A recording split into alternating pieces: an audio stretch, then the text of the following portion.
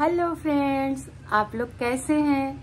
मुझे पूरा विश्वास है कि आप लोग बहुत अच्छे होंगे।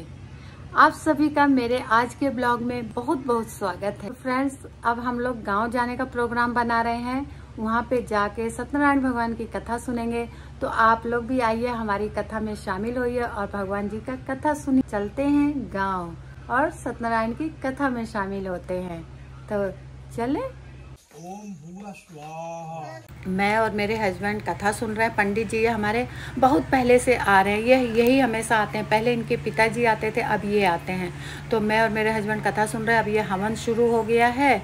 तो आम की लकड़ी से और इसमें हवन सामग्री डाली जा रही है। तो ये बहू हमारी आ गई है, वो कर रही है। बारी बारी से सभी लोगों ने हवन सामग्री को उसमें डाला। ये मेरी जिठानी बैठी हैं, इधर ननद हैं और मेरी ननद की लड़की है, सभी लोग हैं। तो सब लोगों ने हवन सामग्री डाली हवन में। और हवन का धुआं जो है कीटाणुओं को नष्ट करता है, बहुत अच्छा होता है। और हम लोगों ने फिर आरती की और सभी ने मिलकर बारी बारी से सबने आरती किया। ये हमारी पोता है, ये हमारी जिठानी है, ये लाल साड़ी वाली हमारी बहू है जिठानी की। तो ये हमारी ननद हैं, आ गई हैं आरती करने। इस तरीके से सब पूजा संपन्न हुई फ्रेंड्स। उसके बाद भोजन हुआ। तो आइए फ्रेंड्स, आप लोग भी हमारे साथ भोजन करिए, मतलब प्रसाद आज का। तो पंडित जी को भी खिलाया गया और जो आए थे उनको भी खिलाया गया। तो छोला, पूड़ी और चावल, अचार बना था।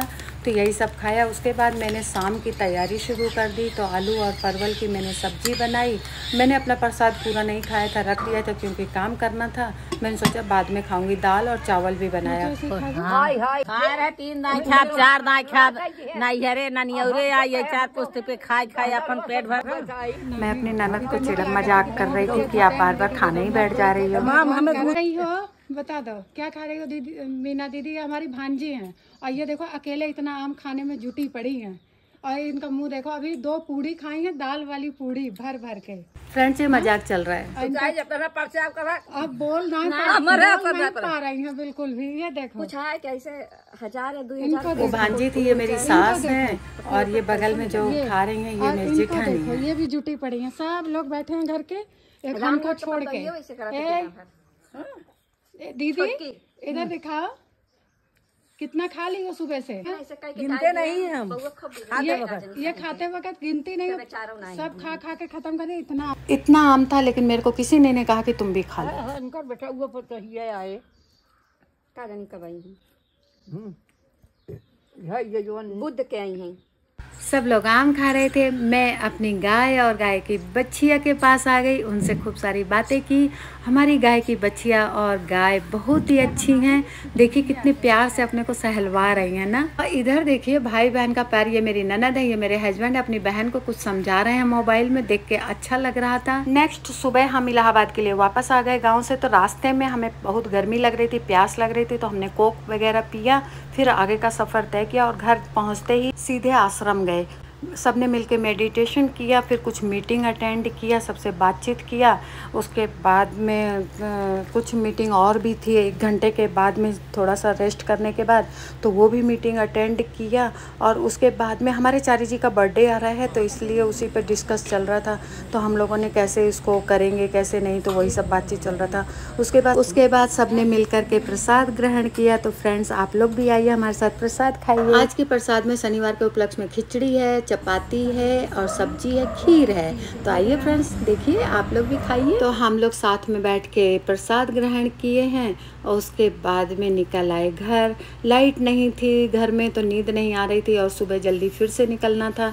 तो संडे भी कुछ काम नहीं हुआ, तो मंडे आ गया। फिर मंडे को मैंने काम शुरू किया। बहुत मिट्टी आ गई थी। घर का बरामदा पूरा खुला एरिया है, तो हवा जब चलती है तो बहुत मिट्टी आ जाती है। मैंने अच्छे से झाड़ू मारा और पोछा मारा। अभी सामान मेरा बिखरा हुआ है, इसलिए अच्छे से सफाई नहीं हो पाती है। फिर भी जितना हो सकता था मैंने करने की कोशिश की। कमर में भी दर्द होता है, इसलिए काफ़ी तकलीफ होती। इतना बड़ा लंबा मेरे को करना पड़ रहा था क्योंकि मिट्टी हो गई थी, इसलिए मैंने कहा आज कर ही देती हूँ। बल्कि फिर 1 दिन छोड़कर 1 दिन मारूंगी पोछा। कमर में दर्द रहता है तो इसलिए पोछा मारने नहीं देते, इसलिए चोरी से किया। इनके उठने से पहले पोछा मार लिया था, जाल को भी साफ कर लिया। ये सब करते करते बहुत गर्मी लग रही थी, तो मैं जल्दी से बस सिर धोकर नहा ली। फिर इनको भी जगा के दवाई खाने के लिए नहा कर आई। तो मेरे को चाय पीने का मन हो रहा था, तो मैंने थोड़ी सी चाय बनाई और इनको भी थोड़ी सी सी दे दी। ये बहुत दिन से चाय पी नहीं रहे थे, लेकिन आज मैंने इनको दे ही दिया क्योंकि मैंने भी बहुत दिन बाद बनाई थी चाय। इनको ड्यूटी जाना था तो भैया का इंतजार कर रहे थे, तो देर हो रहा था, तो इनको मैंने तब तक दे दिया चाय के। और मेरा ये प्रसाद बचा था जो पंडित जी ने मुझे दिया था, तो मैं भी चाय के साथ वो प्रसाद खा रही थी। तब तक भाई जेठ जी मेरे आ गए, उनको भी प्रसाद दिया और इनके पैर में खुजली मच रही थी तो नारियल का तेल लगा रहे थे। तो जेठ जी ने प्रसाद खाने के बाद फिर खाना खाया दोनों भाइयों ने मिल करके। फिर थोड़ी देर भैया आराम करके बातें कर रहे थे।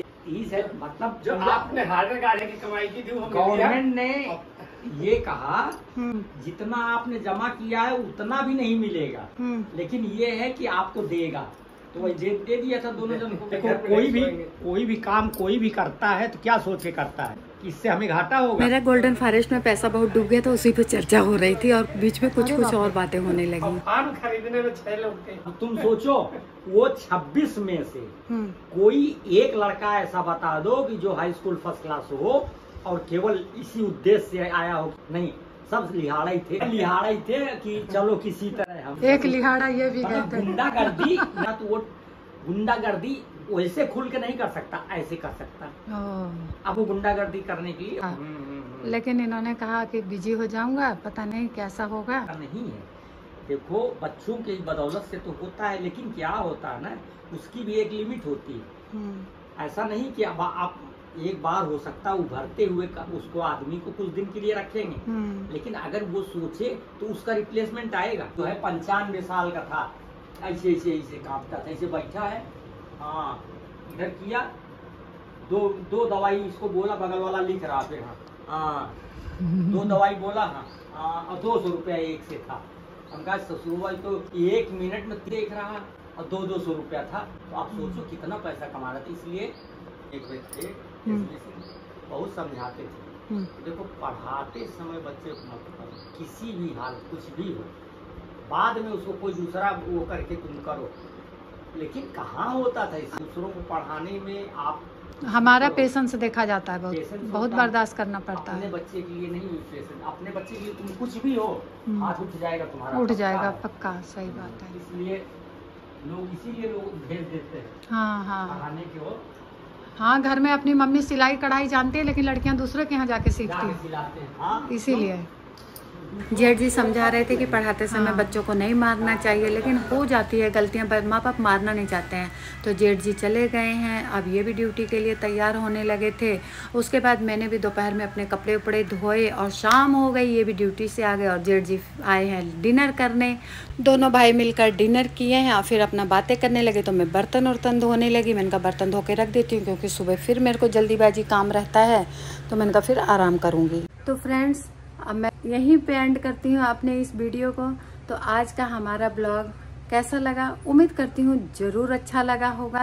आप लोग कमेंट कर दिया करिए, प्यार से लाइक शेयर सब्सक्राइब कर दीजिएगा। ओके फ्रेंड्स, मिलते हैं नेक्स्ट वीडियो में कुछ नया लेकर के। तब तक के लिए बाय बाय।